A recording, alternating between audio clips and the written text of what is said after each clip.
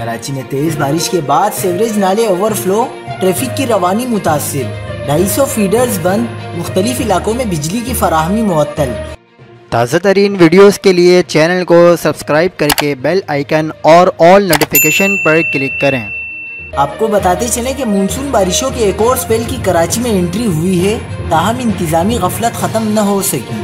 کراچی کے بیشتر علاقوں میں تیز بارش نے ہر طرف جل تھل کر دیا۔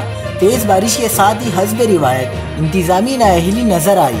مونسون بارشوں کے باعث کراچی میں رین ایمرجنسی نافذ ہے، تاہم بلدیاتی عملہ غیر حاضر ہے۔ یونیورسٹی روڈ پر بارش کا پانی جمع ہونے سے ٹریفک کی روانی متاثر ہو رہی ہے۔ شہر قائد میں بارش کے باعث مختلف علاقوں میں بجلی کی فراہمی معطل ہو گئی۔ ترجمان کے الیکٹرک کا کہنا ہے کہ شہر کے 1900 میں سے 250 فیڈرز حفاظتی طور پر بند کیے گئے ہیں۔ محکمہ موسمیات کے مطابق کراچی کے مشرق اور شمال مشرق میں بارش برسانے والے بادل موجود ہیں اور مختلف سمتوں سے معمول سے تیز ہوائیں چل رہی ہیں۔ شہر میں بارش کا سلسلہ 14 اگست تک جاری رہ سکتا ہے۔